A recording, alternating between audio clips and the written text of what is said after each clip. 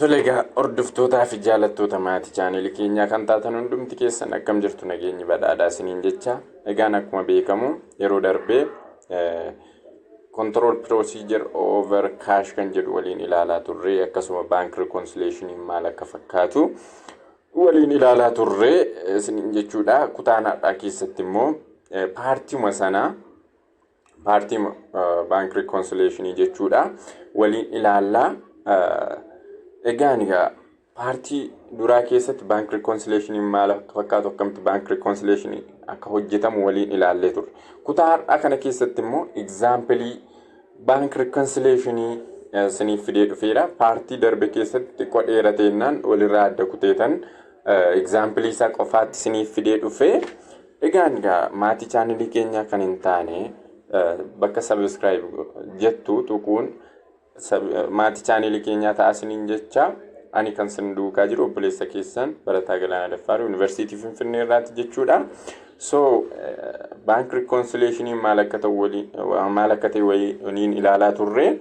Sana keessatti akkamitti akka reconcile goonu waliin ilaalleerra. So sana keessa maaltu jira bank reconciliation keessatti balance per bookii fi balance per bankiin walqixa ta'uu qabu jennee dubbanneerra jechuudha yeroo darbe sanii. So yeroo unbalance sana sababa lamaaf unbalance ta'uu jenneerra. Innis time lagii fi erroriidha jenneerra. Errorii fi time lagii jenneerra. So unbalance yeroo ta'an sana immoo akkamitti akka adjust goonu waliin ilaalleerra. Sanaaf amma yeroo adjust goonu deposit in transit balance per banki keenyatti ni idaanaa jenne isa tokko. Lammaffaa outstanding check balance per banki keenyarraa hir'isnaa jenne. Inni sadaffaan immoo erroriin immoo yoo balance per banki overstate godhe ni hir'ata, yoo understate godhe ni ida'ama jechuudha. Isaa booddee dhumarra balance isaa keenya jechuudha. True balance or correct balance jechuudha. Deposit in transit maal akka ta'e waliin ilaalleerra. Outstanding check maal akka ta'e waliin ilaalleerra. Erroriin illee maal akka ta'e waliin ilaalleerra. Har'a computation isaa yookiin example isaa qofa waliin ilaalla. Balance per bookii jala dhuftanii not receivable keenya ni idaana. Interest isaa duukaa jechuudha. Per bookii keenyatti baankiidhaan sassaabamee fi kan kaampaaniin hin galmeeffannee dubbanneerra kana not receivable. Not sufficient fundiin balance per bookii yookiin kan kaampaanii irraa ni hir'ata jechuudha. Checking or service chargein ni hir'atti jechuudha. Inni kabiraan erroriin akkuma sana yoo overstate godhe ni hir'ata, understate yoo godhe balance per bookii keenya ni hir'ata jechuudha. Yoo overstate godhe ni hir'ata, yoo understate godhe ni ida'ama jechuudha. Isaa booddee correct balance isaa dhumarra keenya jechuudha. So dhumarratti balance per bookiin fi balance per bankiin lamaan kun walqixa nuu ta'uu qabu jechuudha. Karaa biraa. So fakkeenya kana haa ilaallu. Bank statement for ABC company show balance per bank agarsiisaa jira. Bankichi balance per bankiin 15,907.45 agarsiisa. April kana irratti jechuudha. April 2012 irratti. On this date the cash balance for book is per book is maal jedha meeqa jedha 11,589.45 agarsiisaa jira jechuudha. Ila kan baankii 15,000 bahe kan kaampaanii yookiin balance per bookiin 11,589 agarsiisaa jira. Isaa booddee kanaaf reconciliation nu barbaachisaa jechuudha. Egaa eventoonni reconciliation kanaaf nu fayyadan ni jiru jechuudha yookiin additional information. Using the four reconciliation step the company determine the following reconciliation jedha. Deposit in transit meeqatu jira? April 13 deposit or received by bank on May 1 is meeqa jedha? 2,200 jedha. Outstanding checking immoo nambarii isaanii duukaa 45 nambariin isaa 453 kan ta'e meeqadha 300 outstanding check nambariin isaa 457 kan ta'e 1401 nambariin isaa kana kan ta'e outstanding check akkasiitu jira jechuudha. Isaan kun walii galaan meeqadha 5904 jira jechuudha outstanding checking keenya jechuudha. Karaa baankii jechuudha. Karaa baankii waan kanatu jira jechuudha. Isaa booddee inni kabiraan ABC wrote check for this jedha. The bank correctly paid the amount jedha. However, ABC recorded check for meeqa 1262 jechuudha. Garaagarummaan ishee meeqadha jechuudha 36 jechuudha. Kana egaa baankiin sirrii galmeesse garuu kaampaaniin sirrii hin galmeessine jechuudha.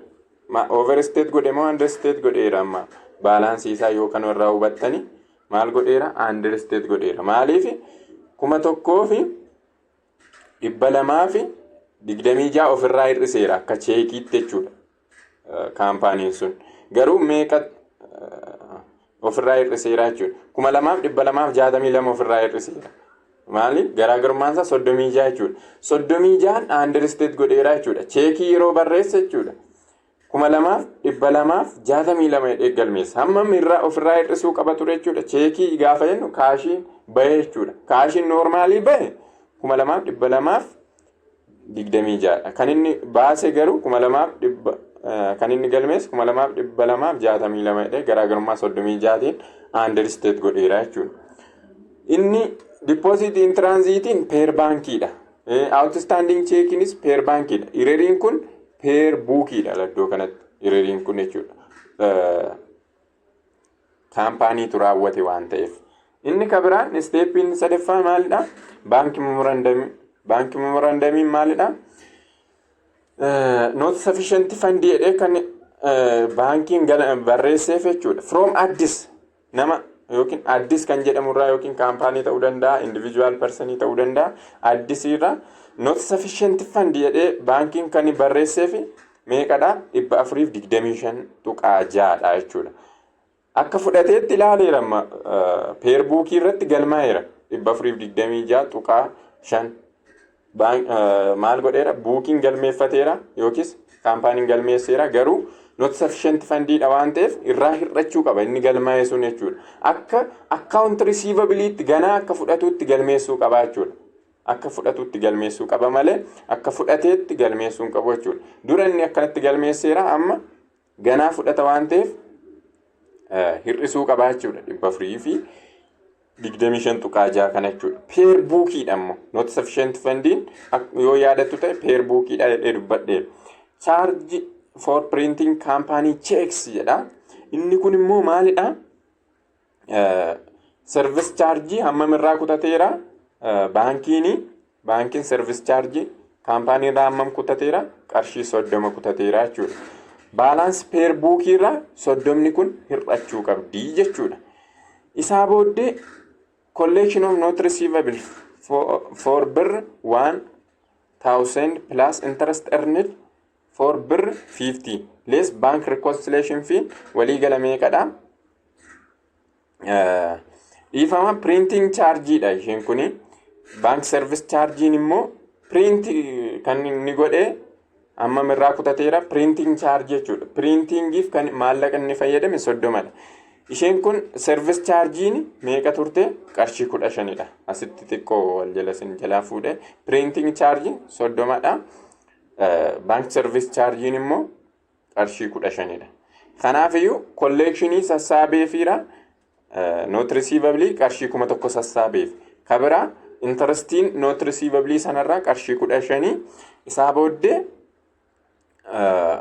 kan irraa hir'achuu qabdu immoo service charge immoo amma irraa kutateera 15 qarshii 15 irraa kutateera jechuudha. So amma gaa tokkoon isaanii warra ida'amuu qabaniin idaana warra hir'achuu qabaniin hir'isna per bookiif per baankii jechuudha. Ni ilaalame step by step jechuudha. Amma gaa cash balance normal as kaawwanna gaa cash balance 15,000 unadjusted dha. Cash balance kan duraa sana 15,900 7.45 kana jechuudha. Asirra kaawwanna. Isaa booddee deposit in transitiin per baankii ida'aman balance per bank statement idha isheen kuni ni ida'amti balance per bank jechuudha deposit in transit kun ni idaatu yeroo idaatan meeqa isinii dhufa 2200 tokko tuqaa furoolotti idaatani 1800 tuqaa 8 isiniif dhufa isaa booddee outstanding checkiin immoo maalidha ni hir'atti jechuudha ni hir'atti per banki kan nuyi qabnu as keessatti deposit in transit fi outstanding checkiin qofaadha jechuudha ireriin karaa baankii hojjetameen jiru kanneen malamaanidha kan hojjennu outstanding checkiin immoo balance per banki irraa ni hir'atti jechuudha outstanding checkiin walii gala meeqadha meeqadha 3,000 fi 5,000 fi 904 dha walii galli isa kanarraa 3,000 dha isa kanarraa 1,400 fi 1.3 dha ishee kanarraa 1,500 fi 1.7 dha yeroo walitti daatan 5,400 fi 904 dhufti isaa booddee egaa kumulaatii fi ishee kana maalirraa hir'istu jechuudha 18,000 fi 108 kanarraa meeqa hir'istu jechuudha 5,000 fi 900 fi 4 kanarraa hir'istu jechuudha yeroo walirraa hir'istan meeqa isiniif dhufa baalaansiinsaa 12,000 fi 200 fi 4.85 isinii dhufa jechuudha balance per banking keessan jechuudha kaani balance per bookiinis hojjenne 12,000 fi 204.85 kana nuuf dhufuu qaba jechuudha balance ishee kana nuuf dhufuu qaba balance per banking kana erga dhufe innis kana dhufuu qaba jechuudha per bookiinis egaa karaa baankii xumurreera balance per baankii inni itti aanu maalidha cash balance per bookiitti yookiin kan kaampaaniitti ceenaa jechuudha gara kaampaaniitti yeroo ceenu immoo baalaansiin unadjusted ta'ee dura sun meeqadha 11,589 ture inni kun unadjustedidha yeroo adjust goonu akkamitti adjust goona kan ida'amuu qaban idaana kan hir'atan ni hir'isna jechuudha collection of note receivable fi interest achirratti argame ishee kanatti ida'ana note receivable meeqadha principaliinsaa 1,000dha 1,000 itti ida'ana jechuudha ishee 11,589 in ida'ana interest achirratti meeqa arganne 50 arganneerra isheenis in ida'amti isaa booddee service charge jennee ishee irratti maallaqa sana sassaabuuf jedhee baankiin hammam irraa kutateera qarshii 10 irraa kutateera ishee maal goona irraa hir'isnaa jechuudha 15 sana immoo irraa hir'isnaa jechuudha per buukii irraa jechuudha gaafa hir'isnu walii gala meeqa hir'isna jechuudha 1,050 hir'isuu 15 jechuun 1,035 dha ni hir'isna isaa booddee ni idaana dhiifama ni idaana note receivable keenya 1,000 interestiin 50 isheen ni ida'amti service charging 15 sun yeroo hir'aftu baalaansiin ishee meeqa taate 1,035 dha 1,035 kun walii ni ida'amti 11,000 fi 589.45 kanatti ni ida'amti jechuudha isheen 1,035 kun isaa booddee irariin immoo understate godhe moo overstate godhe per bookii sana sila yeroo laalle cheekii yoo ilaalle amma fakkeenya kana keessatti maal godhe jedha irer ABC road check number 4434 bir 1,226 and the bank correctly paid the amount jedha correctly galmeessera yookiin kaffaleera baankiin however jedha ABC recorded check for bir 1,262 1,226 kan ture 1,262 jedheeti galmeesse jechuudha kaashii hammam ofirraa hir'ise jechuudha manni cheekiin gaafa barreeffamu kaashii baastanii jechuudha kaashii keessan hir'istanii jechuudha kaashii amma ofirraa hir'ise 1,226 kan ta'uu qabu 1,262 jedhee gaafa galmeessu maalidha 36 calliseetuma ofirraa hir'ise jechuudha dogoggoraan ofirraa hir'ise jechuudha hir'achuu kan hin qabne qarshii 36 jechuudha So yeroo adjust goonu understate godhee jira waan ta'e normaalitti deebisuuf maal goona 36 kana itti daana jechuudha. Isaa booddee not receivable interest itti daaneerra service charge irraa hir'isne gaafa cumulative kaasnu 1,135 kana direct per bookii kanatti ida'amti. Erroriin kunis immoo maal godha dhufeeti ida'ama. So warri ida'aman kun cumulative isaanii asirraa yoo ilaaltan 1,135 fi qarshii 36 kana yeroo walitti daatan 1,171 siniif dhufa. Isaan kun ni ida'amu jechuudha. Service charge